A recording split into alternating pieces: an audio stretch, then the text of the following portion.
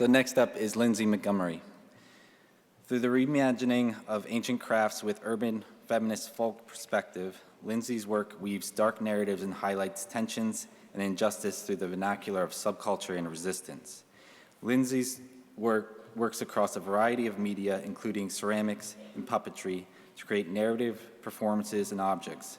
Her work is focused on creating mythologies, examining death and mysticism, family dynamics, and evolving modes of power. She earned a BFA from NSCAD and an MFA from the University of Minnesota.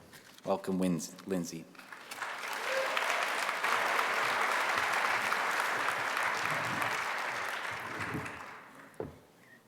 Good morning. I want to begin my talk by thanking NCECA for this opportunity and continued support. To properly convey my work in ceramics, I need to begin with the history of cultural exchange between China and Europe through ceramics that has existed since the 16th century. This is an image of the house of Victor Hugo in France. It illustrates just how obsessed Europe became with Chinese and Japanese ceramics once they began flooding the European markets in the 16th century. Avid collectors like Hugo would literally cover their homes in these pieces. Much of the mania was due to the fact that Europe didn't possess the technology to produce works in true porcelain, and this secret was well protected by the Chinese for millennia. Makers in Europe failed to discover the formula until the early 18th century.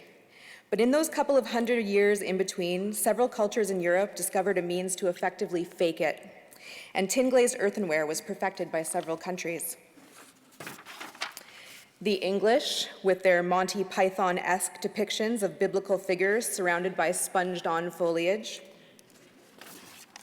The French, who called their approach faience, which is obvious in its attempt to reproduce Chinese pieces, but can't help but also feel distinctly French with its decorative floral decoration and fantastic subject matter.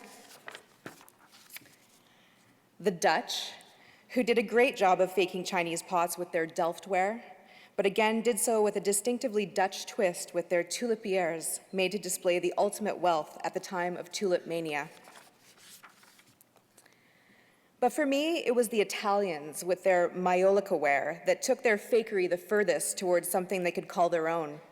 And at the height of the Renaissance, the Italians had factories all throughout Italy, creating their own distinct objects with very specific narrative communication in mind. This portrait plate from the Deruta region is an exceptional example of these works. Istoriato ware was made throughout the 16th century and moved away from simply trying to copy Chinese pots and became an art form in itself that aided in defining the Italian society of the Renaissance. Istoriato, meaning story painted, used European Renaissance techniques like the realistic portrayal of people and the application of Western theories of perspective to treat the whole object as a canvas. These pieces consisted mostly of large charger plates, like this example titled The Women of Sistos and the Eagle from 1532. And other smaller vessels like pharmacy jars and figurines depicted the most important myths and allegories of the time. Scenes from classical literature and romance, as well as the Bible, were also abundant. The Italians used these vessels to define the values and morals of society, and only the wealthiest and most important members owned these labor-intensive forms. I think for many people that try ceramics, they fall in love with the seductive, tactile quality of the material and the visceral nature of glaze and firing. For me, it was a connection to these narrative objects that can teach us so much about the past that drew me in. For me, ceramics allows us to commune with ancestors, travel back in time to better understand other views and cultures, and learn important lessons about how we came to be where we're at this present moment. In 2015, I began my Neo-Istoriato series. I wanted to reinvent the maiolica tradition from a contemporary feminist perspective as a way of creating new narrative objects that would operate in a similar way but for a different audience. This was the first piece I created, and it's titled The Lake of Faces Charger. This piece was my dark tale of the lead up to Canada 150. I'd returned to Canada after living in Minneapolis for several years and was grieved with what I saw as a crisis in our government's handling of environmental protections for the land and the lack of justice afforded to those fighting to protect what was left in the face of continued colonial assaults on our natural resources and First Peoples.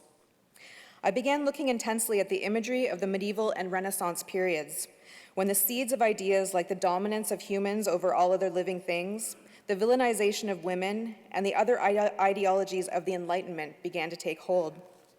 I saw an opportunity to reassemble those images and symbols in new ways that I could use to speak to the legacy of Enlightenment thinking and where that has left us in the present. The medieval woodwoes, or wild person, became a prominent figure in my imagery, and I see these wild, hairy people as perfect visual symbols for those fighting back against environmental destruction, industrialization, and capitalism today. The woodwoes, or wild folk, are symbols of those fighting against persistent colonial forces that disenfranchise and in many cases erase the voices of those trying to hold on to whatever is left of the wild or common spaces left on Earth. And as a citizen of one of the last wild places on the planet, I wanted to turn my full attention to this loss. Medieval imagery also showed me the evolution of the role of women throughout the late medieval and Renaissance period, and offered me a visual language to speak about the space occupied by women in contemporary society. Early medieval examples such as these depicted women as members of the labor force, having agency to work alongside men, doing a variety of tasks. But it wasn't long before the project of capitalism and land privatization began to present women in a different light. As the witch trials, the first genocide in the name of colonization, began, women were depicted as in communion with evil forces and the devil himself. And this again struck me as a jarring reminder that these ideas go back very far and are shockingly still with us today. This work from 2015, titled Demon Series 1 through 4, was another early addition to Neo Historiato, and is part of a series of self-portraits illustrating the passing accusations made towards women, alluding that we are still in league with the devil, speak his word, and are somehow part of the darker, mysterious side of existence. My works often become self-portraits that seek to take on occult and sinister guises and change them from a negative way to condemn us into a visual language used to speak to our resistance and reclaiming of the labels of witch, bitch, or lunatic as a position of power and activism. This piece, titled Relationships from 2017, addresses another reoccurring theme in my work, the punitive realities of a Christian death. I often take medieval imagery meant to spread fear about the impending eternity of hell awaiting those not in line with the church and change them to comic and celebratory affirmations regarding the inevitable cycle of life that's not to be feared. I feel cut off from important pre-Christian, non-patriarchal forms of spirituality and connection to nature, and most importantly, individual freedom to express my own beliefs in relation to reproductive rights and participation in the labor market. Through my work, I'm determined to communicate political, spiritual, and emotional narratives using a visual language once used to aid in my marginalization. Working with imagery of the occult, witchcraft, and pagan rites allows me to represent my current opposition to the ways in which aspects of life and death in our culture are experienced. To me, it's no coincidence that images and ideas of witchcraft and the occult or pagan religious worship have risen to the forefront of the popular imagination at this present moment. These ideas empower women and anyone supporting an alternative view and trying to create a world better than the one we're living in now.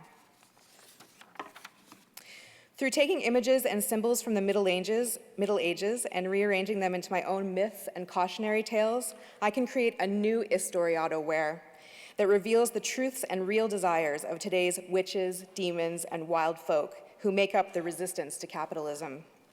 This piece, titled Woodwow's Triptych, explores wild people as they are forced to live now, wiping out Earth's other inhabitants for our consumption, weighed down by our fear of growing old, and living in a surveillance culture with no way out. I'm dedicated to feminism and craft in my work because I feel at home with the potters and the decorators and the women who craft together. These are spaces I can occupy and feel in command of, and the issues and forms they explore allow me to make works that educate, inspire, and speak to experiences and material practices seldom presented in the highest institutions of art. Monster is metaphor, and the Hellmouth is a medieval monster that reoccurs in my work. It can be a contemporary symbol of forgotten environmental disasters and sites decimated by industrialization, or can symbolize a spiritually devoid space to show the lack of justice offered to victims of sexual violence and environmental disasters. This piece, titled Hellmouth Charger from 2016, I created to again illustrate the blindness and inequality of our justice system. A many-armed lady justice on one side is oblivious to the burning women and wood woes behind. All are unaware of their impending devouring at the mercy of the hellmouth they sit upon. I create my neo-historiato pieces in the same way they were made in the Renaissance. Each piece is handmade in the abundant and cheap material of terracotta clay. I use press molds and coiling to create charger forms and then dip them in tin glaze to create a canvas surface, which I paint with a horror vacui approach to covering all surfaces with narrative imagery and decoration. Medieval depictions of hell and demonology are a favorite starting point in my process. I'm interested in changing these images to make connections and comments on current events and policies, and to suggest a different hierarchy of who should pay for wrongdoing. This piece, The Lake of Fire, White Women Elected Trump, was the first piece I made in 2017, and was my reaction to how it felt to hear that headline over and over in the months after the United States presidential election in 2016.